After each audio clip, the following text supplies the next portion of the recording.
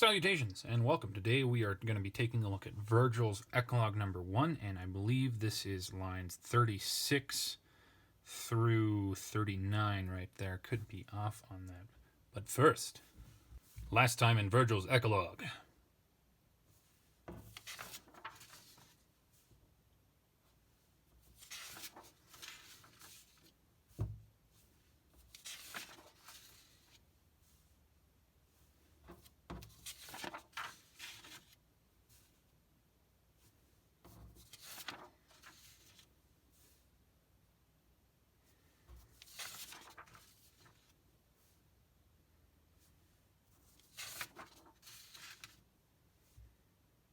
Okay, and now you should be back up to speed. First thing I want to note is that I went back and yes, this is in fact just a substantive, and so its gender is neuter, and therefore that one is also neuter.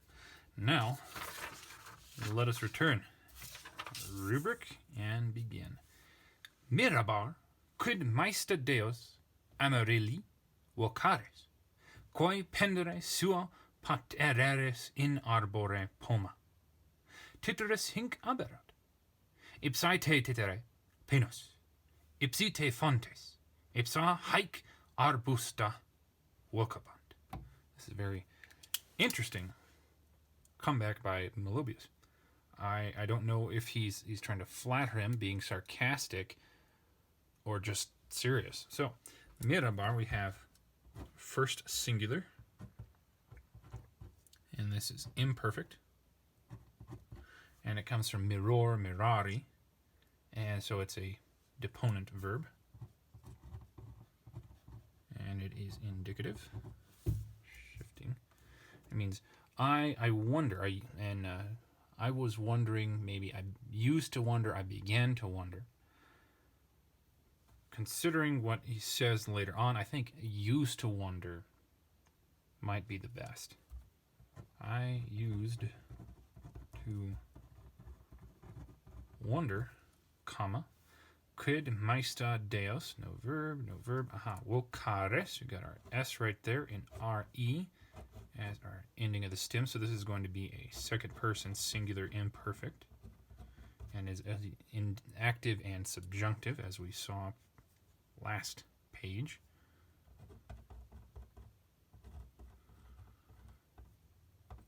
And so taking a look back at quid, quis quid is often what will be used by the writer when you have a subjunctive. It's a indirect question, usually. In this case, oof, what was going on there? In this case,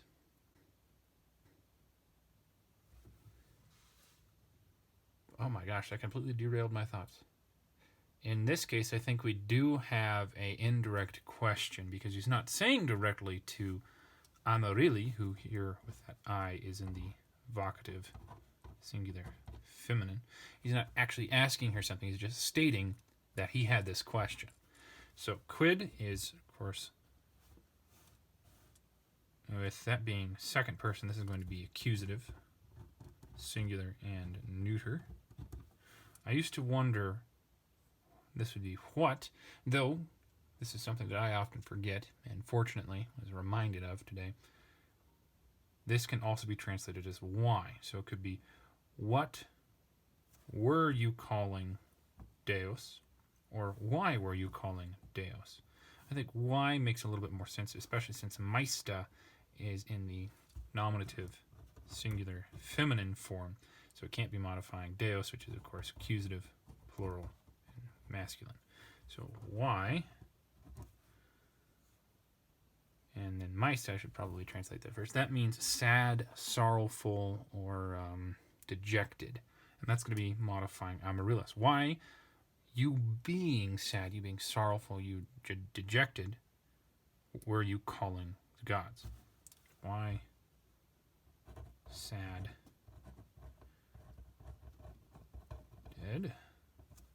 I'm going to switch that over to next to the verb. Oops. Amaryllis, were you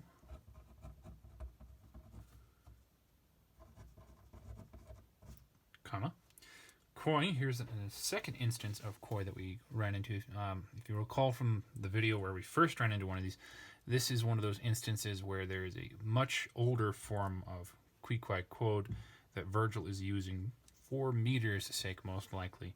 And there are two options for it. It could either be quo, as in the ablative singular, or cui, C-U-I, as in the dative singular. So I'll have to leave that alone until we know the rest of the sentence, and then we can determine which of the two is correct. All right, pindere, looks like with the R-E, we have an infinitive there, present, active, and infinitive.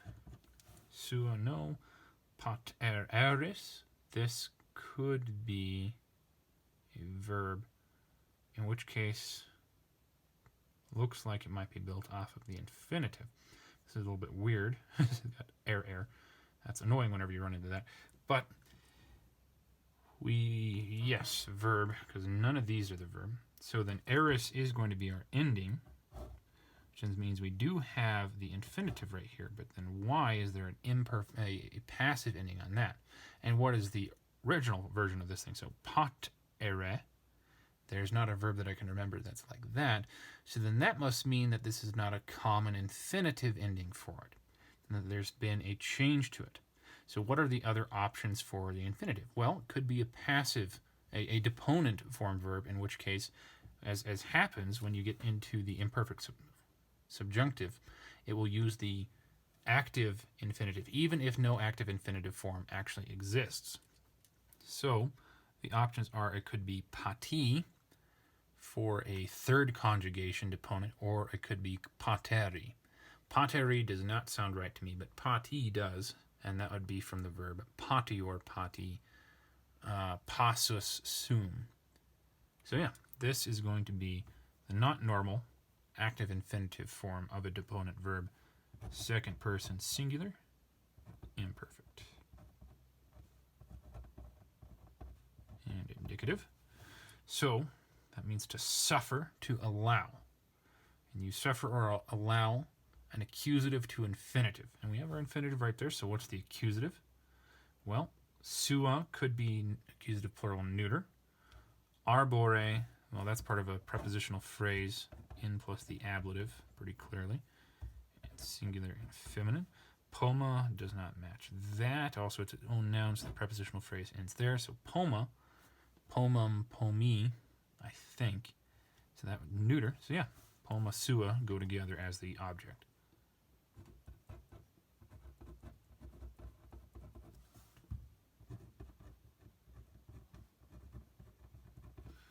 All right, so you were suffering your own fruits in tree, and this would be to weigh, to consider, to judge. None of those make sense. So the only one left really is to hang down, so that she didn't pick all the fruit from the trees. Why didn't she pick all the fruit for the trees? Well, ablative for QUO is one option. The editors of the text chose CUI, so I actually had to go through and edit this back to QUOI to show you so it would match the commentary. But they think it's dative, and dative of advantage for them. Ablative of cause, I think, seems a little bit less likely. For because of which you did this. No, I think it's for whom you did this. And singular referring to the gods. I don't know why it would be singular. Or maybe it's just referring to the entire clause there. So I think, and I agree with the text editors, that this is CUI as a dative singular. For which you suffered your own fruits, and this would be some cherries, pears, any type of fruit that has a hard seed inside. Your own fruits to down in a tree. And this might be Meliboeus talking about her doing some pious act of not gleaning everything from the harvest and leaving it for the wayfarer, as was pretty common in Jewish societies. And I don't know whether or not it was an act of alms for the Romans. I would assume so, though. All right. Tityrus, US right there, so nominative singular, masculine. Hink, this is from hic hink, and I can't remember hic hink ibi.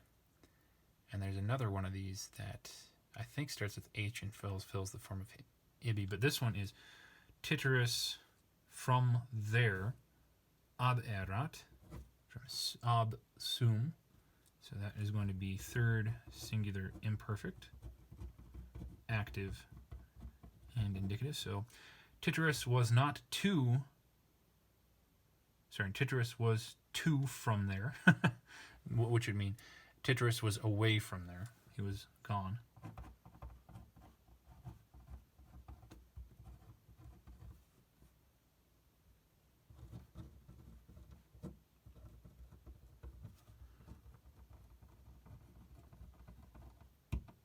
Okay, so that ends that clause. So she's doing this while Tityrus is away.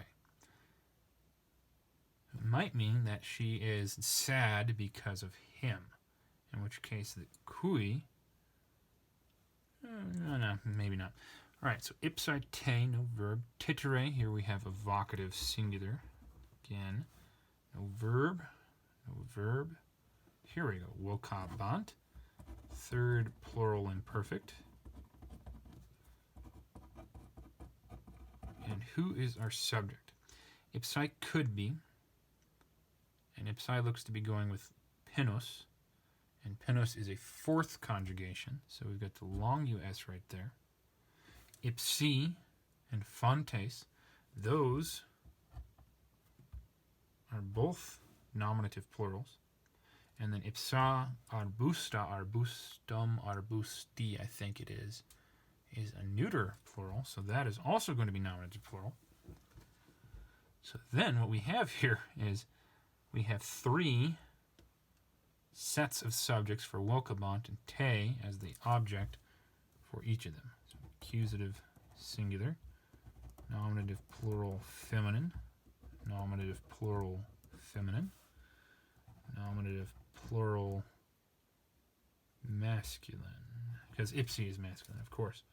So along with that, and then nominative plural. But then what's the hike doing? Oh, of course, hike. Hike is also nominative plural for hic, hike, hawk, neuter. Duh. Nominative plural neuter. Oh, that was pretty easy. So, yeah, I should learn how to spell. Tityrus, direct discourse. The pinus, the fig, no, not the fig tree, the fir tree or the pine. The fir trees themselves. Oh boy. The fountains themselves. These, the arbusta, or plantations,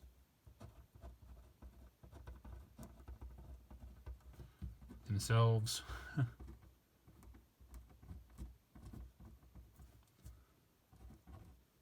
Call is not spelled with a V.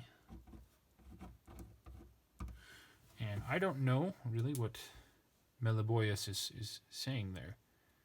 It's like they're calling him home. I don't know. Well, there is that for you. Meliboeus' response. The commentary didn't really have much to say about that I can remember. So sorry, there's not much to this one. Thank you very much for joining me. I hope taking a look at this has been helpful for you. You have a good day. Wale. What? You're still awake? Why are you still here then? You should be reading a book. Or if not reading, you should watch one of these other videos. Please like, subscribe, leave a comment. See you next week.